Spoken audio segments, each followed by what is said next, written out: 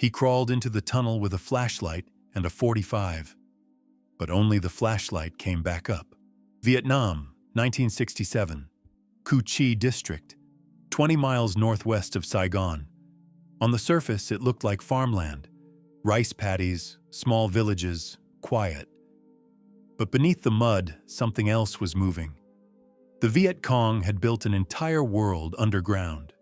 Not just tunnels, a network. Miles of corridors, hidden chambers, hospitals, weapon caches, living quarters.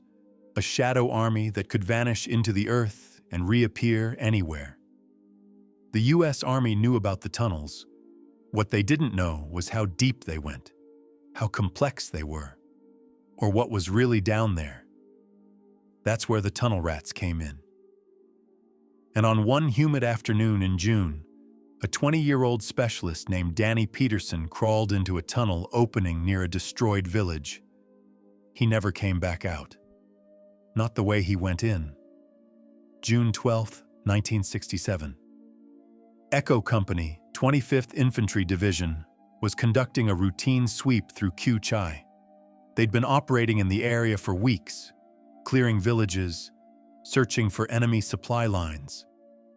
The intel said the Viet Cong were using the villages as staging areas, hit-and-run attacks, ambushes, then disappearing like ghosts. The problem? No one could figure out where they were going. Echo Company set up a perimeter around a small hamlet. Standard procedure. Check the huts, question the locals, look for weapons, rice caches, anything suspicious. They found nothing. But Sergeant Mike Harlow wasn't convinced. He'd been in country for 8 months, long enough to know when something felt wrong. "They're here," he muttered, scanning the tree line. "They're always here." One of his men, Specialist Danny Peterson, was kneeling near a collapsed bamboo fence. He was young, baby-faced, from Ohio. Joined the Army because he didn't know what else to do after high school. Danny wasn't a fighter. Not really. He was the quiet one. The guy who kept to himself, read books in his downtime, wrote letters home every week. But he was small, 5'6", 130 pounds soaking wet, which made him perfect for one job, tunnel rat. But he didn't know it yet. This was the turning point. Danny was poking at the ground with his bayonet when he felt it, a hollow thunk, different from solid earth. "Sarge," he called out, "I got something." Harlow walked over, looked down, saw a thin layer of dirt covering woven bamboo matting. "Tunnel," Harlow said. Not a question, a fact. The squad gathered around. Someone grabbed an entrenching tool and scraped away the dirt. Sure enough, a dark hole barely 2 feet wide. Harlow crouched down, shined his flashlight into the opening. The beam disappeared into blackness. "How deep?" someone asked. Harlow didn't answer. He just stared into the hole like it was staring back. Danny swallowed hard. He knew what was coming.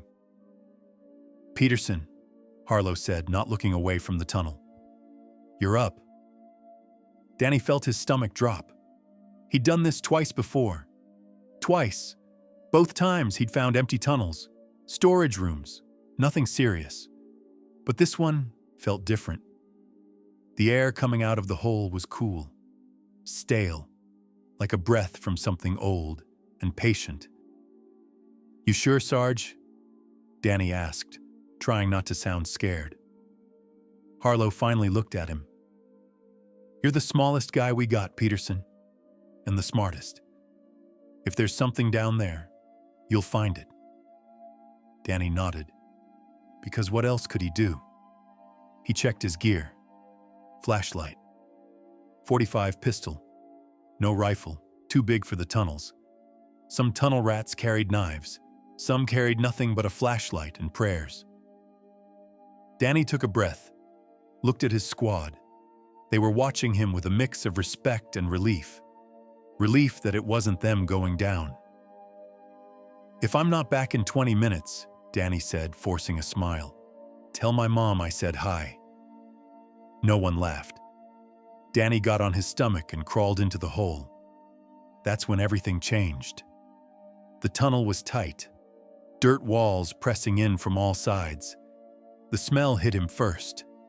Earth, mildew, something else he couldn't identify. Something organic and wrong. Danny's flashlight beam cut through the darkness ahead. The tunnel sloped down at a steep angle. He had to inch forward on his elbows, dragging himself through the dirt. His breathing echoed in the confined space. Too loud. He tried to breathe quieter, but that just made him more aware of every sound. Behind him, daylight was already fading. Just a pinprick of brightness at the tunnel entrance, getting smaller with every foot he crawled. The walls were smooth, reinforced with bamboo supports every few feet. This wasn't a hasty hideout. This was engineered, built to last. Danny kept moving, 10 feet, 20 feet. The tunnel leveled out, widened slightly. He could almost get on his hands and knees now. Then he saw it. The tunnel forked, left or right. No markings, no signs, just two dark passages leading deeper underground. Danny stopped. His flashlight beam swung between the two options. "Great," he whispered to himself. He listened, tried to hear anything that might give him a clue. Voices, movement, breathing, nothing. Just his own heartbeat loud as a drum in his ears. He chose left. Don't know why. Instinct. Luck. Fate. He crawled forward. "Hold on, you're missing the real story." 50 feet in, the left tunnel opened into a chamber. Danny's flashlight swept the space. It was bigger than he expected. Maybe 10 feet across. High enough to stand. Barely. The walls were lined with supplies. Rice bags, medical kits, ammo crates stacked neatly in the corner. But that's not what made Danny freeze. On the far side of the chamber, carved into the dirt wall, was another tunnel entrance. And next to it, painted in faded red, was a symbol. A star. Danny stared at it. His training kicked in. Mark enemy positions. Document supply caches. Report back. But something about that star bothered him. It wasn't just graffiti. It was deliberate. Like a sign or a warning. Danny took a step toward it. His boot crunched on something. He looked down. Bones. Small bones. Animal, he hoped. Rat. Maybe a dog. He stepped over them and moved to the tunnel entrance with the star. This tunnel was different. Narrower. The air coming from it was colder. And there was a smell. Not decay, but something medicinal. Antiseptic. Danny hesitated. He'd already been underground for 15 minutes. He should head back. Report what he'd found. But the star bothered him. And the smell. And the cold air. He crawled into the tunnel. But beneath the silence, something else was waiting. The tunnel descended again. Steeper this time. Danny had to brace his feet against the walls to keep from sliding. Then, suddenly, the tunnel opened into another space. This one was huge. Danny stood up, actually stood up, and shined his flashlight around. It was an underground hospital. Wooden beds lined the walls, surgical tools on makeshift tables, IV stands made from bamboo, blood-stained bandages in a pile in the corner, but no people. Danny's flashlight beam moved slowly across the room. Everything was still, silent, like the place had been abandoned in a hurry, or like someone was hiding. He moved deeper into the chamber. His footsteps echoed softly on the hard-packed dirt floor. On one of the beds, he saw a notebook, handwritten, Vietnamese script. He couldn't read it, but he recognized diagrams. Medical diagrams, human anatomy. Next to it, a photograph, a young woman in a nurse's uniform. smiling. Danny pocketed the photo. Evidence, intel. Then he heard it. A sound. Faint. Distant. Coming from somewhere deeper in the complex. A voice. Danny's hand went to his .45. He clicked off the safety. His pulse was hammering now. "Hello?" he called out. Stupid. He knew it was stupid the second the word left his mouth. The voice stopped. Silence. Danny waited. 10 seconds. 20. Nothing. He exhaled. Probably just his imagination. Or an echo. Or... The flashlight died. Complete darkness. Danny's breath caught. He shook the flashlight. Nothing. He slapped it against his palm. Dead. No, no, no, no, he whispered. He fumbled for his lighter, found it, flicked it on. The tiny flame cast dancing shadows across the chamber. And that's when he saw it. On the far wall, another tunnel entrance, bigger than the others, and inside it, in the flickering light, movement. But what they found beneath the canopy changed everything. Danny stood frozen. The lighter flame trembled in his hand. The movement stopped. Or maybe it had never been there. Maybe it was just shadows playing tricks. He had two options. Go back. Crawl through the dark tunnels, hope he didn't get lost. Hope he found the exit. Or go forward. Find out what was moving in that tunnel. Every instinct screamed, go back. But Danny thought about the photo. The nurse. The hospital. The supplies. This wasn't just a hideout. This was a headquarters, a command center. If he could find more intel, maps, documents, anything, it could save lives. His squad, his company, maybe the whole damn war. He made a choice. He moved toward the tunnel. The lighter's flame grew smaller as the air thinned. He had to cup it with his hand to keep it from going out. The tunnel here was different. The walls were lined with something. Cloth, maybe. Or paper. He couldn't tell in the dim light. Then he realized. They were maps. Dozens of maps, tacked to the dirt walls. Hand-drawn, detailed, showing villages, roads, American bases. Danny's heart raced. This was it. This was the jackpot. He tore one down, folded it, shoved it in his pocket. Then he heard footsteps. Close, getting closer. He spun around. The lighter went out. Darkness. He fumbled to relight it. His hands were shaking. The flint sparked once, twice, then a voice right behind him. Dong Lai! Stop. Danny froze. The lighter flared to life, and he saw her. But the real surprise was still waiting in the tunnel. She was young, maybe 19, 20 at most. She wore a green uniform, mud-stained and torn. Her hair was tied back. Her face was gaunt, hollow from hunger or stress or both, and she was holding a pistol, pointed right at Danny's chest. They stared at each other in the flickering lighter flame. Danny's hand was on his .45, still holstered. He could draw. Maybe, but she already had him dead to rights. Don't, she said, in English. Accented but clear. Danny raised his free hand slowly. I'm not going to shoot. Drop gun, she said. Not a request, an order. Danny hesitated. His training said never give up your weapon, but his gut said if he went for it, she'd shoot. He let go of the .45. It clattered to the ground. The nurse stepped forward, kicked it away. Her eyes never left his. You alone? She asked. Danny nodded. Why you here? I'm a tunnel rat, Danny said. Like that explained everything. She tilted her head, confused.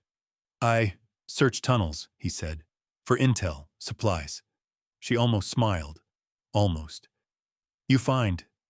Yeah, Danny said. I found a lot. Silence. The lighter was getting hot in his hand. He switched it to his other hand. You soldier? She asked. Yeah. You kill VC? Danny didn't know how to answer that. He'd fired his rifle. In firefights. Ambushes. But kill? Actually confirm a kill? He didn't know. Maybe, he said. She nodded, like she understood. I nurse, she said, lowering the pistol slightly. I help wounded, not soldier. You're still VC, Danny said. You still American, she shot back. Fair point. Danny looked around. The maps, the hospital, the supplies. Where is everyone? He asked. Her face darkened. Gone. Moved. Bomb came. Many killed. I'm sorry, Danny said, and he meant it. She studied him, like she was trying to figure out if he was lying. You go now, she said finally. Leave. Forget this place. I can't, Danny said. I have orders. I have to report. You report, they bomb, she interrupted. Everyone die. Again. Danny felt something twist in his chest. She was right. If he reported this location, the Air Force would flatten it. Napalm, high explosives, everything. And anyone still down here, wounded, hiding, just trying to survive, would be buried alive. Danny started, then stopped. He thought about his squad, waiting above, expecting him to come back with intel. He thought about the war, the mission, the objective. Then he looked at the nurse, 19 years old, holding a pistol she probably didn't want to use, just trying to stay alive. You should go, Danny said quietly. She blinked. What? Leave. Get out of here. There's a whole company up there. They're gonna clear this whole area. Why you tell me? She asked, suspicious. Danny picked up his .45, holstered it. Because I'm tired. He turned and started walking back toward the hospital chamber. Wait, she called. He stopped. You're light, she said. She pulled something from her pocket, a small flashlight, Vietnamese make. She tossed it to him. Danny caught it, turned it on. The beam was weak, but it worked. Thank you, he said. She nodded, then disappeared into the darkness. But beneath the mud, something else was moving. Danny made his way back through the tunnels. The hospital, the supply chamber, the fork. He didn't take the maps, didn't mark the locations on his mental map, just kept moving. When he finally saw daylight, that tiny pinprick of brightness at the tunnel entrance, he felt a wave of relief so strong it almost knocked him over. He crawled faster, elbows digging into the dirt, knees scraping, the air getting warmer, fresher. He emerged into blinding sunlight. Hands grabbed him, pulled him out. Harlow's face appeared, half concerned, half annoyed. Peterson, where the hell have you been? You've been down there 40 minutes. Danny blinked. 40 minutes. Felt like 4 hours. Sorry, Sarge, he mumbled. Well, what did you find? Danny looked at Harlow, at his squad, at the tunnel entrance behind him. He thought about the nurse, the hospital, the maps. Nothing, Danny said.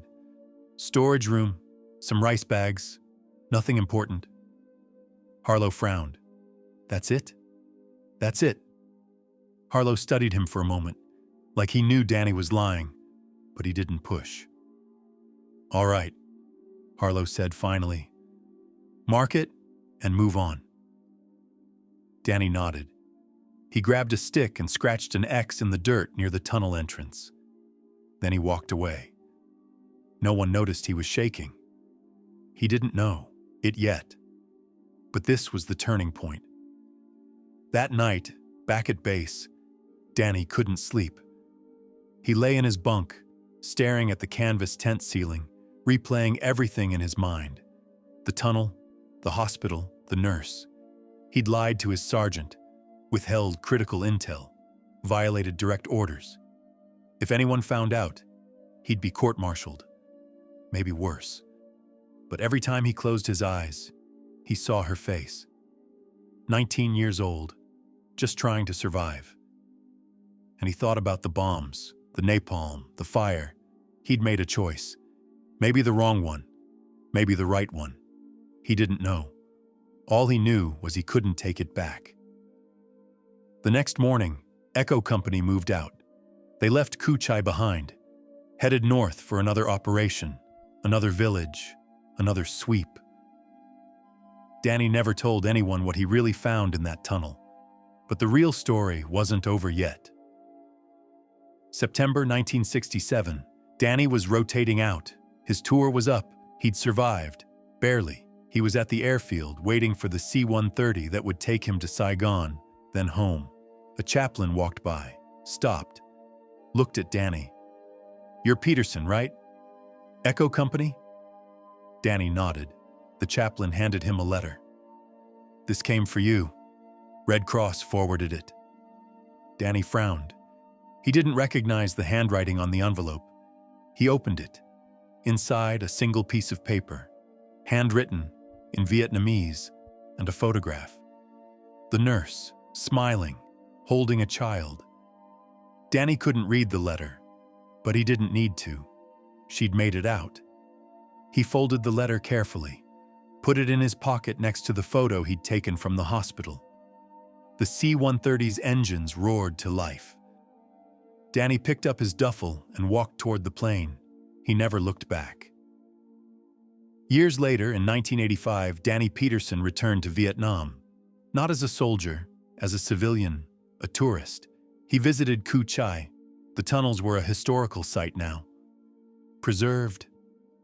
Tourists could crawl through sanitized sections, see the clever engineering, learn about the ingenuity of the Viet Cong. Danny paid for a tour, followed the guide through the tunnels, nodded at the right moments, took photos. But when the tour ended, he stayed behind. He found the area where his company had operated. It was different now. Trees had grown. The village was rebuilt. Life had moved on. But Danny remembered. He walked to a spot near an old bomb crater, kicked at the dirt, and he found it. The tunnel entrance, collapsed now, filled in, overgrown, but still there. He knelt down, ran his fingers through the dirt. "You made it," he whispered. "I hope you made it." He stayed there for a long time, until the sun started to set. Then he stood up, brushed off his knees, and walked away. But what hid under the jungle was more than tunnels. The Cu Chi tunnels weren't just a military tactic. They were a statement that said, "You can bomb us from above. You can burn our villages. You can bring your helicopters and your tanks and your industrial power. But you can't bomb what you can't see." The U.S. military learned hard lessons in those tunnels. Lessons about fighting an enemy that refused to fight on your terms. An enemy that adapted, that endured. The tunnel rats were the ones who paid the price for those lessons. They crawled into the dark with flashlights and pistols and courage most people can't imagine. Some came back, some didn't, and some, like Danny Peterson, came back changed. Not broken, not defeated, just different. They carried the weight of choices made in the dark. Choices no one else would ever know about. Choices that maybe saved lives, or maybe didn't. The tunnels are still there, beneath the rice paddies, beneath the villages, beneath the trees, waiting, silent, patient, holding secrets that may never see daylight. And sometimes, the bravest thing a soldier can do isn't pull the trigger. Sometimes it's choosing not to. Danny Peterson passed away in 2019, 72 years old.